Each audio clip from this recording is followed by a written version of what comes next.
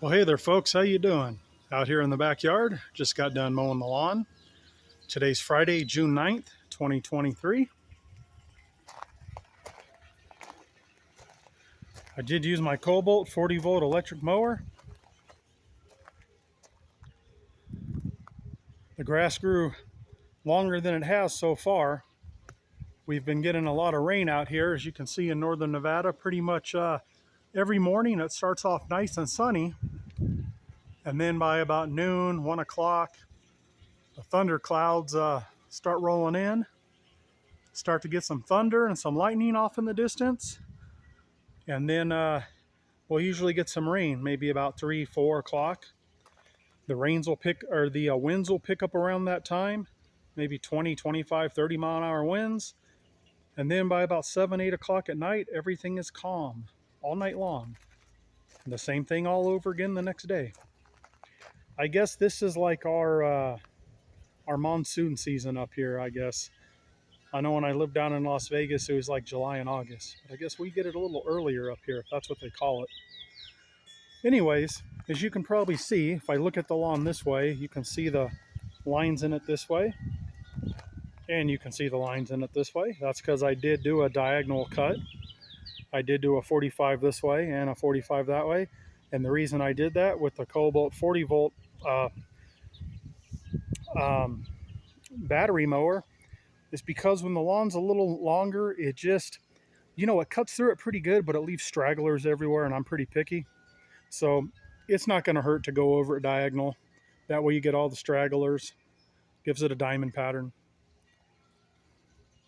So let me show you what's going on here in the backyard. This here is that purple robe locust that blew down in the wind, I think a year and a half, something like that ago. The wind, we had like 80 mile an hour winds, and it basically busted the whole tree down. So that stump you see right there, I actually cut it about right there with the chainsaw. And I thought it was done for. I was going to rip it out of there. Now, like I've said in other videos, this will never be a tree again. But since it grows back like this, I mean, it's a nice looking little bush or a shrub. I mean, I know technically these are, just like suckers growing off of the trunk, but I'm going to leave it. I'm going to see what happens to it. I mean, it's cool to see that it's at least doing that. I'll leave it. This here is a purple robe locust. When that one broke, it wasn't anywhere near this big, but it was about as tall as the peak on my roof of my shed, if not just a little bit taller. These are just a little too brittle for up here, I think, around this area with the winds we get. You see a lot of them that break. Matter of fact, on this one here, he's lost a couple branches. You probably can't see him now because of all the leaves on there. But it's just the nature of these trees. Anyways, here's that plum that I planted right here. I would have pulled that out and put something there, but I figured, what the heck? I'm going to leave this alone. Why not put a plum right here, right? It's far enough away from the grass. We'll see what it does. I will keep this trimmed back, because these things can get 30 feet, 40 feet tall or whatever. I'll just keep it pruned back. That way it's easy to reach the fruit and it doesn't go too crazy. What I'll probably do is I'll keep it pruned like the apple tree you see right there. That's my apple tree. I pruned that back quite a bit last year. That's my pear tree. That was like probably 6 feet taller. I pruned that quite a bit back and it's already growing. I'm trying to get the pear to, grow outward to get fuller. That there's my peach tree. That's on its 3rd year. The first 2 years it didn't get any fruit. The 3rd year it actually has some fruit on there. So we're going to see what happens to it. And probably during the winter, I'm probably going to prune the top off a little bit. I don't want it to get so tall, that the winds can snap it off. I want that trunk to get itself built up and get some strong roots in there. But yeah, everything in the backyard is looking pretty nice. Check out my barrel here. Look at all the flowers that have bloomed on this shrub. This here, I'm guessing this is some type of a tree growing in here. I'm not sure if that's a mulberry or yeah, it's not a cottonwood. Might be a mulberry. I'm really not sure, guys, but I know I got to get that out of there because I don't want a tree growing in my bucket there. There's that little Christmas tree growing in that bucket over there. Of course, my fountain for the birds over there. Here's these different varieties of sunflowers I planted in here. You can see they're starting to grow right here in this area right here. So that looks pretty nice. My shrubs are growing nice in this back here. As you see, I've just been using the clippings from my grass. I have been bagging them, and instead of throwing all of them in the compost pile, because I don't throw anything away anymore, I compost it. But this cut up grass, you know, as long as you don't let it grow too long and it goes to seed, the grass, this is great compost to put over your soil to hold the moisture in. So each week I just put a little bit down, as you can see, like I've done here, and you know, like I've done here, and I keep doing it to all my potted plants. This here, I think it's a lupine. I think that's how you pronounce it. It'll get beautiful purple flowers on it. The ones in the front yard are really popping right now. This here, from looking it up, oh boy. Well, I made a video about this. I forget what it's called. Oh, Virginia creeper. I did not plant this. This is a volunteer. Maybe a bird dropped a seed in here. I don't know. But I looked it up, and depending on which resource you look at, it's either an invasive, terrible, poisonous plant, or it's a beautiful, you know, ground cover, or grow up a wall like an ivy. It just depends, you know, who you talk to. I'm going to leave it. I'm going to see what it does. It is crowding out this other plant I planted in here, but what are you going to do? I'm going to leave it alone. See what happens.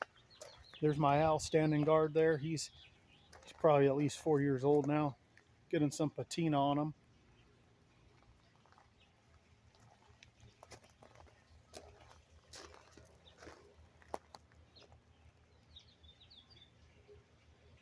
But yeah, that's the little peach tree. That's the pear tree. We are going to have pears on there. The apple tree, usually every year I get hundreds of apples. This year, maybe because I really pruned it back real hard. Maybe just because of the, you know, it warmed up and it froze again. I don't know. I don't see any apples on it this year, but that's fine as long as it's growing nice. There's my cherry tree. I'm not going to have as many cherries as I did last year, but there are some cherries on there. I think just because it warmed up a little bit and then it froze again, you know, I think that's hindering stuff this year a little bit. Like I say, there's a few cherries here and there. Nothing to write home about, but they're on there. And I'll probably just, you know, leave what's on here to the birds. The American robins really love the cherries. I do have my hummingbird feeders out. My wife loves to watch the hummingbirds come over here and drink the nectar. There's more cherries over here. They're not quite ripe yet. Yeah, there's more over here on this side. And as you go up. But anyways, like I said, I'm probably going to leave them to the birds. There, you can see that pattern the other way in the grass here. Here's an apple tree. Unless I'm losing my sight, I don't see any apples on it. And that's fine. I'm sure we'll get them next year. Like I say, there's usually hundreds of apples on here. Here's Bird Village here. We did have a resident living in that house right there. She already laid her eggs and babies in there. The babies, I haven't checked in a few days. They may have already flown out of there. I'm not sure. This here's a butterfly bush. I'm just waiting for it to flower. Let me see if the birds are still in there. You know what? Yeah, they are. I see the top of their heads. I don't know if you guys can see any action in there or not, but you'll have to trust me. I can see the fuzzy on the top of their head. When I get close, they like really burrow down in that nest. But yeah, that's a favorite. Year after year, they'll go in there. They'll usually make a nest in the blue one too. I haven't seen anything in there this year. I'm really not sure or not. And then of course, every year they make a nest in the beehive birdhouse right there. They really like this one. They've already laid eggs and they've already fledged and flew out of there. And also this year in my climbing rose bush, I got a bird nest in there. Here, let me show you some of these flowers here. These just all came back from last year. I didn't plant anything in here this year. They're in bloom though. Over here as well. The wind has really blown most of the roses off the climbing rose bush. These are really spectacular a couple weeks ago, but our winds have just been pretty brutal around here lately. These are all butterfly bushes. They're all different colors. Every one I've planted here is a different color. Oh, this one here is starting to get flowers on it.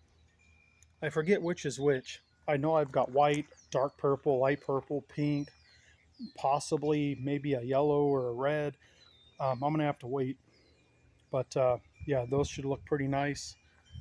That is a azalea that's already bloomed. These should bloom later in the year. These are some type of a pink or lavender flower I put in there.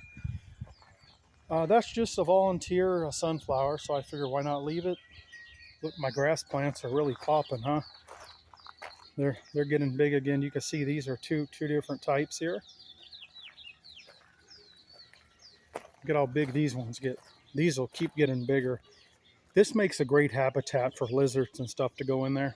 I got plenty of lizards in the backyard. And then this is the same variety as that one over there. And what I wanted to show was this Icelandic poppy. Look at how stunning this is. Beautiful Icelandic poppy. And this is good for like minus 30 or minus 40 degrees, so it's a perennial and it should come back every year. That's a stunner right there.